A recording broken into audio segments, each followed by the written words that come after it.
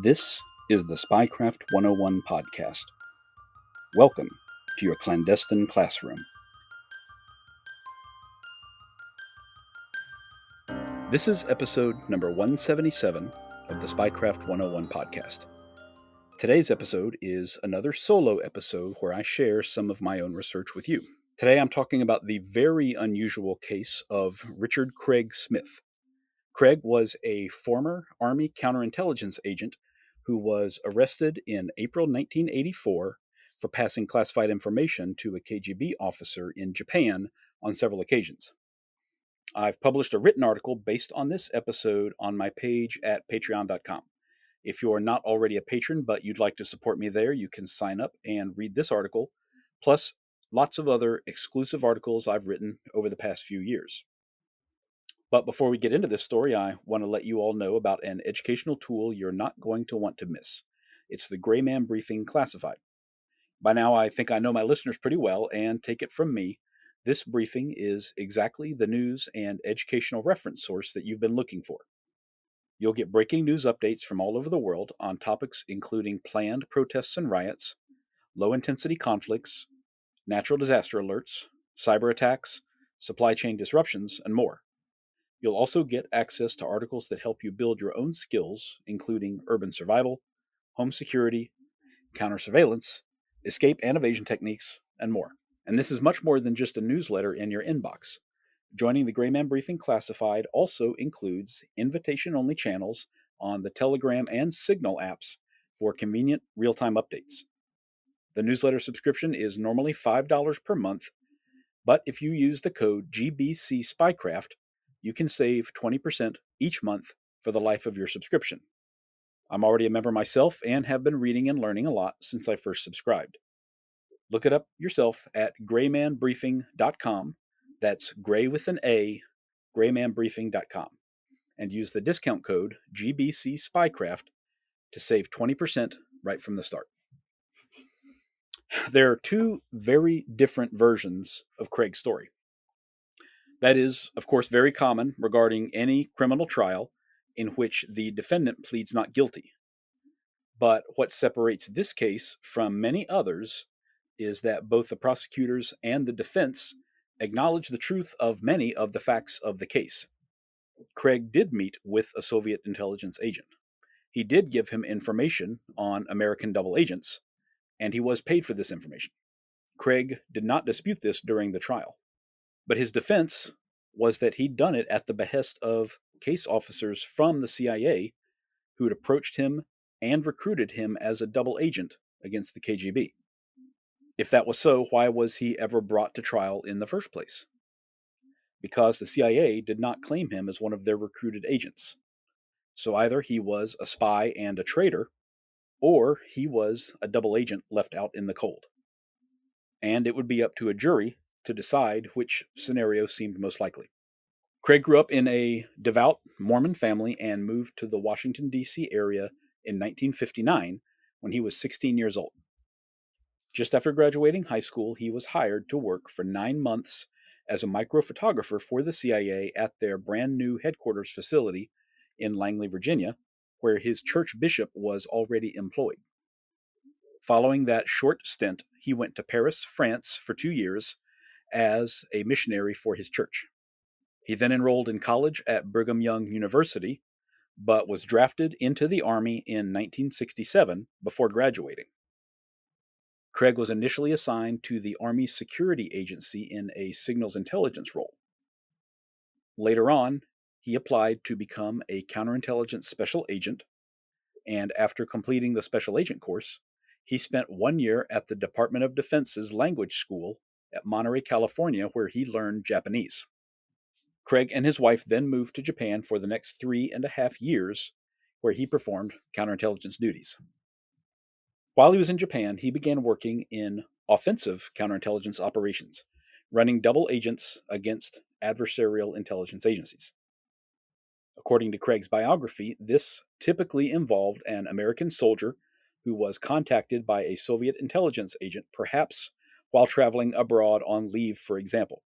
The soldier would report the incident to Army counterintelligence, and in some cases, Craig or other agents would determine this was a good opportunity to either identify foreign agents or learn their current methods and tradecraft or feed them false information, or perhaps all three. Double agent operations are a mainstay of intelligence agencies, so agents on all sides are on guard against them. That's one reason why anyone who walks into a foreign embassy offering information is viewed initially with a lot of suspicion. But when the adversary is the one who makes the first move by contacting the soldier themselves, that makes the double agent much more believable and offers a huge opportunity for counterintelligence agents. In 1976, the Smith family, which now included two daughters, returned from Japan to Washington, D.C., where he transferred from uniformed service as a non-commissioned officer into a civilian billet as a counterintelligence agent and case officer. 2 years later, the family moved again, this time to San Francisco, where Craig took over a small field office which was responsible for all offensive counterintelligence operations west of the Mississippi River. The assignment was fulfilling, but it kept him very busy to the point that Craig felt like he was neglecting his family.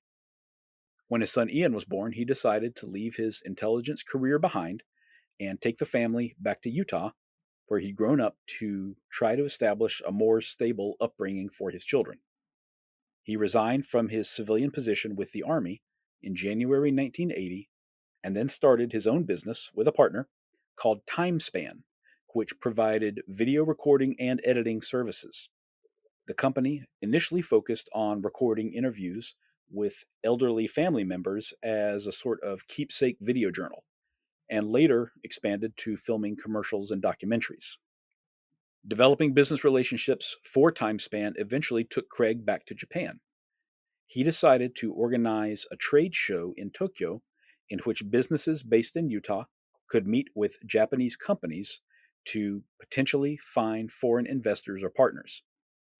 TimeSpan recorded videos for 12 different companies which they could take with them to show off their factories and businesses to the Japanese.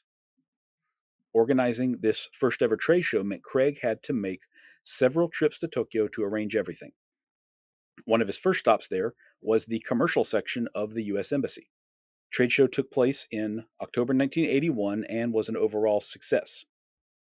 TimeSpan worked to arrange other similar shows in Tokyo and even started planning trips to Taiwan and Hong Kong to show off real estate investment opportunities in the U.S. to Chinese investors, although those eventually fell through.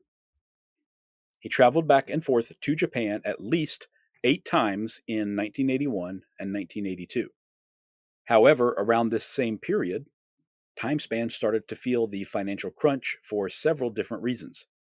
For one, shortly after Craig started the company, handheld camcorders and other video equipment started to drop in price and become much more affordable and accessible to the average consumer.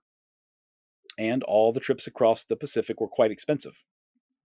After one of their major planned trade shows fell through in 1982, TimeSpan was forced to declare bankruptcy, and Craig had to declare personal bankruptcy as well.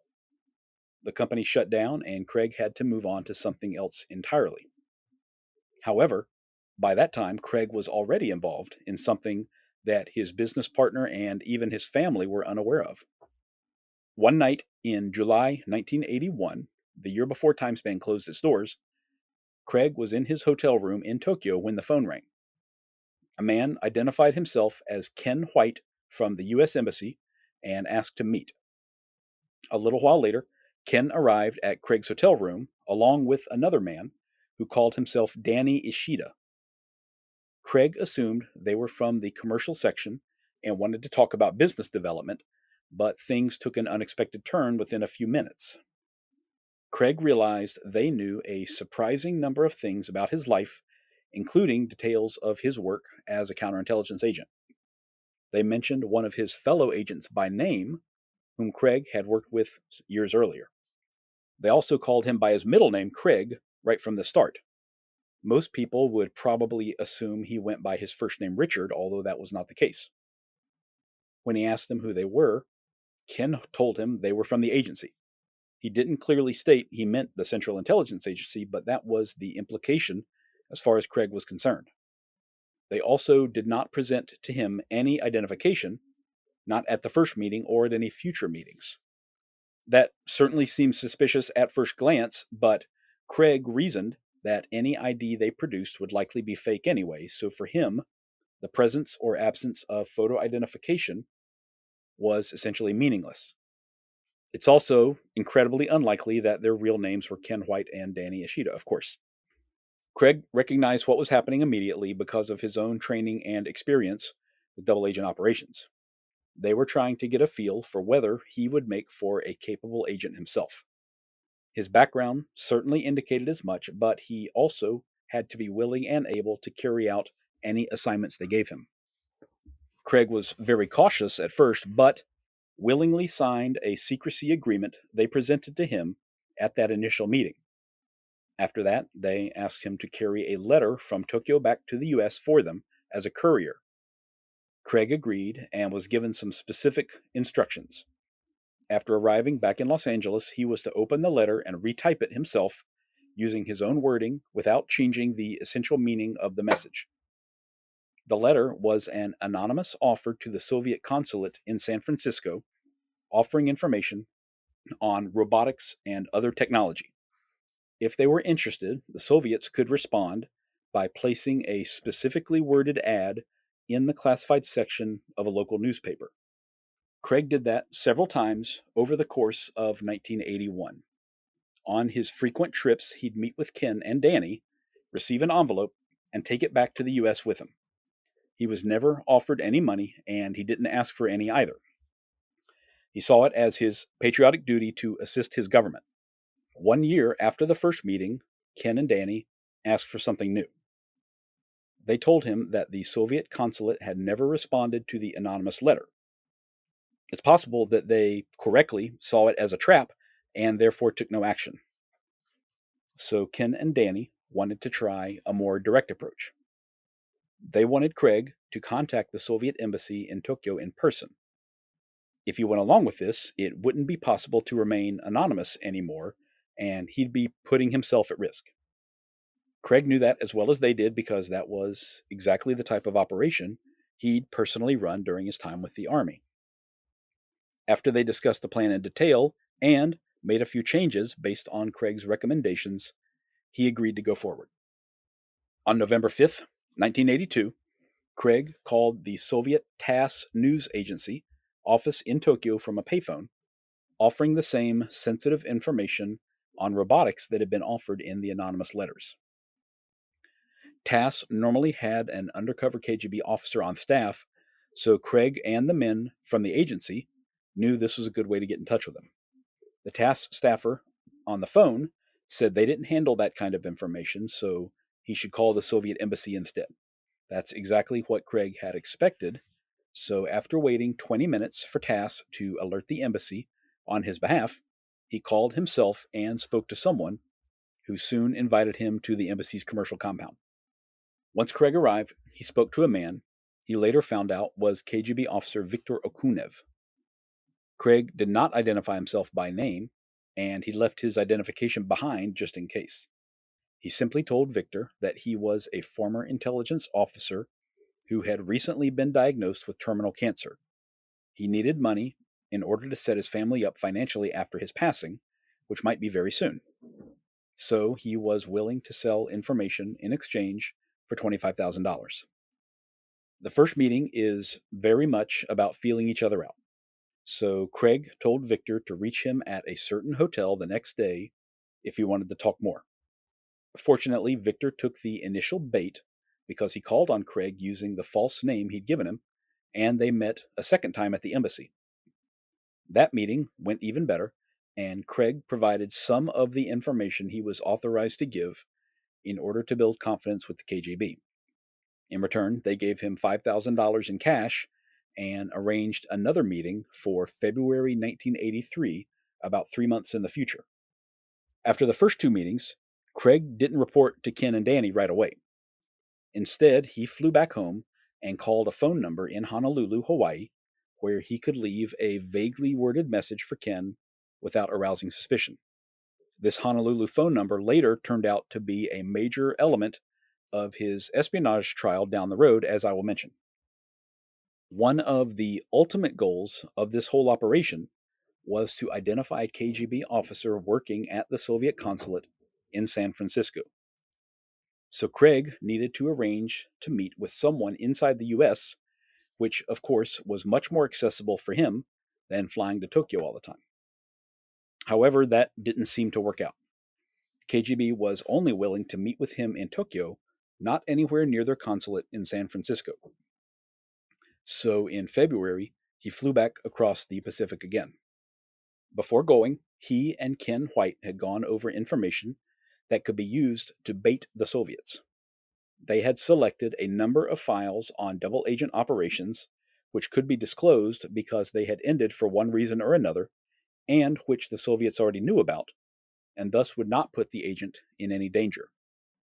Between the two of them, they'd whittled it down from 12 operations to 8, which Craig would be able to divulge as necessary in order to build trust. At the end of this meeting, which was his third with Viktor Okunev, he was paid $6,000, bringing his total to $11,000. Victor also told him that although they wouldn't be able to meet in San Francisco at any point, they might be able to schedule a meeting in Vienna, Austria sometime soon. This was a huge development because Vienna was one of the Soviets' best traditional meeting sites going back decades, and it seemed to indicate they were putting a lot more trust in him as an agent after just 3 meetings. Craig thought this might be the entry point into a relationship which could potentially reveal a lot more of the scope of the KGB's foreign intelligence activities. So he was very excited to report that back to Ken and Danny as soon as possible. Craig flew back to Salt Lake City and reached out to Ken via the Honolulu phone number. A few days later, he traveled to Hawaii to meet with Ken, but someone he hadn't seen before met him at a park in the city. This man identified himself as Dan, but was not Danny Ishida. Dan handed Craig a card from CMI Investments, which matched the one he'd been given by Ken a year before. So Craig knew they were working together. But then Dan told him that Ken wasn't able to meet, but they'd be in touch. Craig left Hawaii having accomplished nothing. Over the next few weeks, he kept trying to reach Ken, but only ever talked to him one more time on the phone. They never saw each other in person again. Craig was very confused as to what was going on at the time, but unbeknownst to him, big things were happening in Honolulu that were causing chaos for agency operations in the Pacific. An investment firm called Bishop, Baldwin, Rewald, Dillingham, and Wong was headquartered on the 26th floor of the Grosvenor Center in Honolulu. That building is now called the Pacific Guardian Tower and is located just off Ala Moana Boulevard. The firm handled some investments but also served as a CIA proprietary office.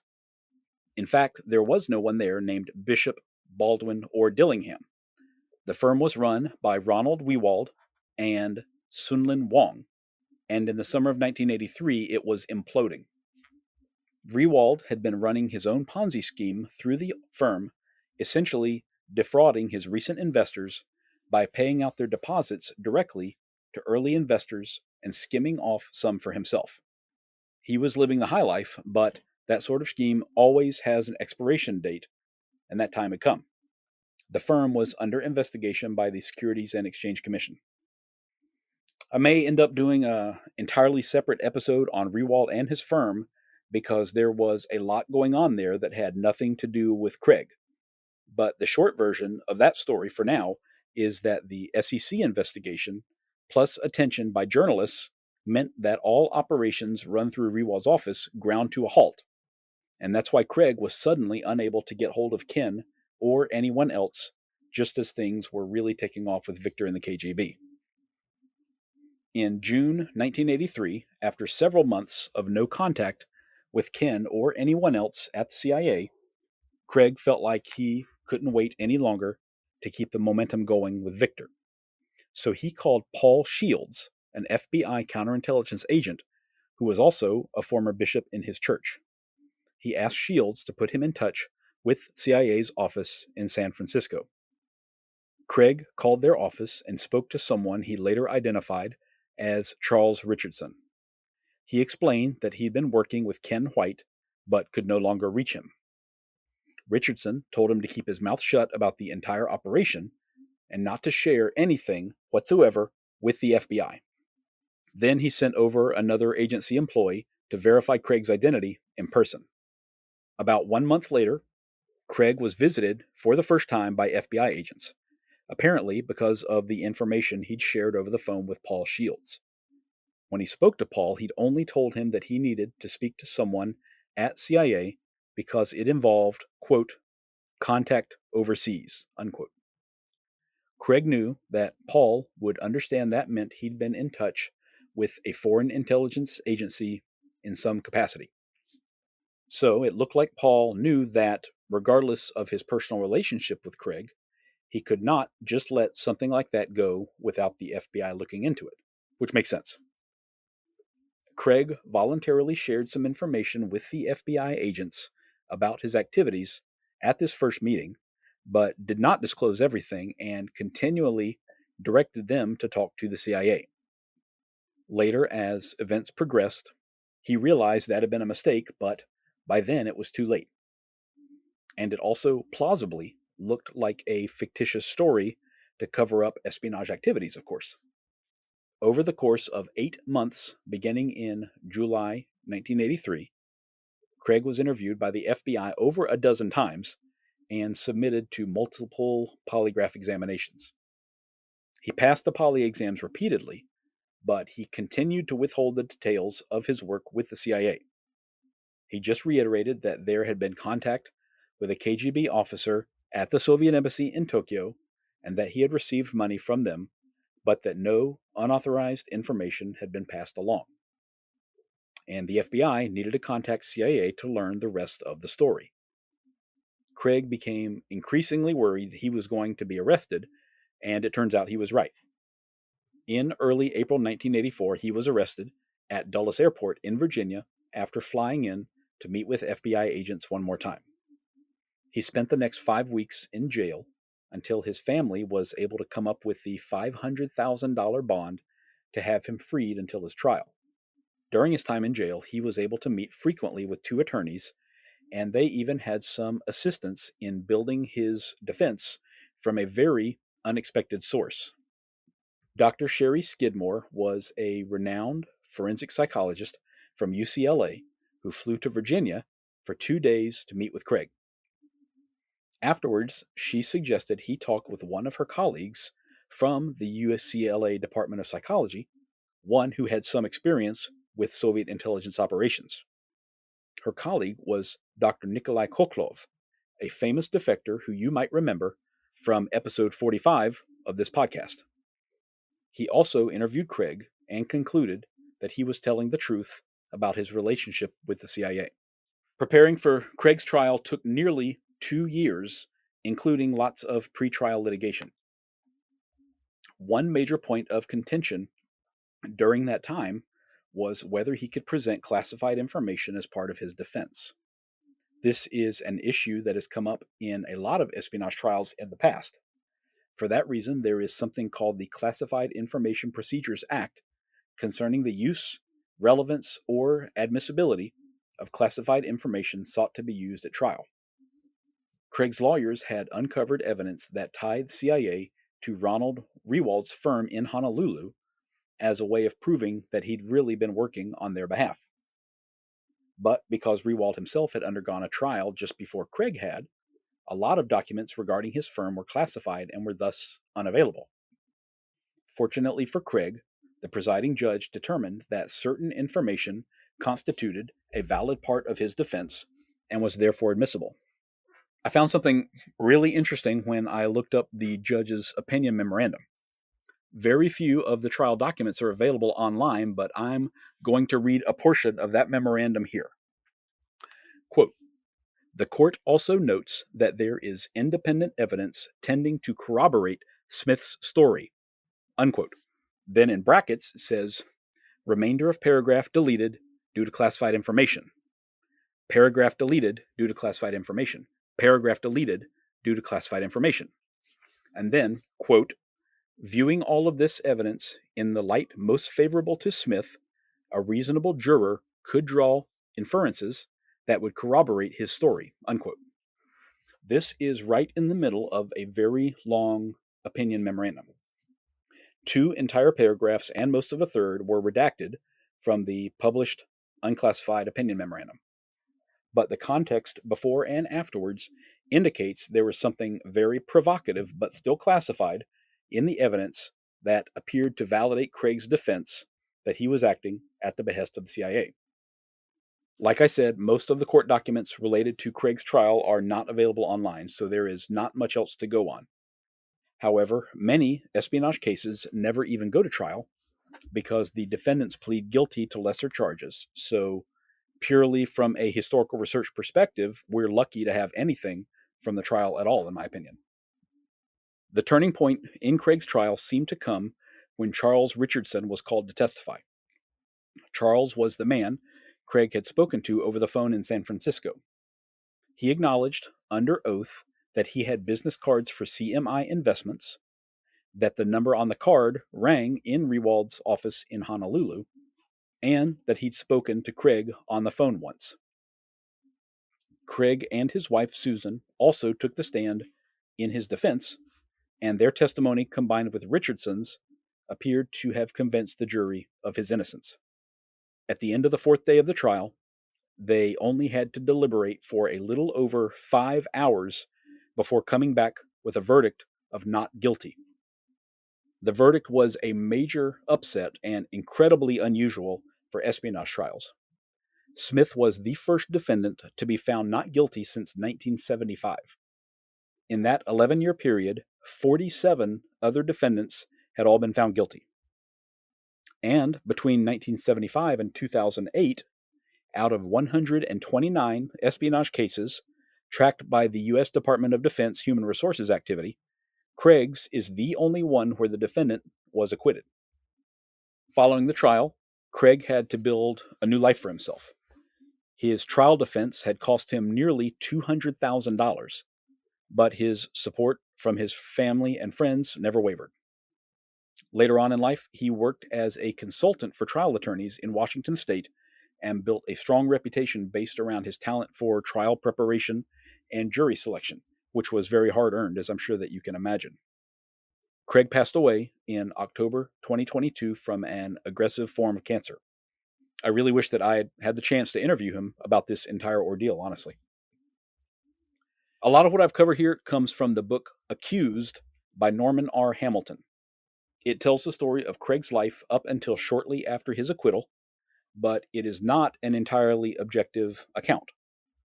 According to the back cover, Norman spent hundreds of hours working with Craig to write and publish the book, and it does not appear that he interviewed anyone else for the book. So it only tells one side of the story. However, I was able to corroborate some of the information in the book via other sources as well. There are a couple of missing pieces from this story that stuck out to me. Almost every story I cover here on the podcast has missing pieces, of course. That's just the nature of this kind of history, unfortunately. For one thing, Craig seemed to have only one means of communicating with Ken White by calling the phone number for CMI Investments, which actually rang in Ronald Rewald's office in Honolulu.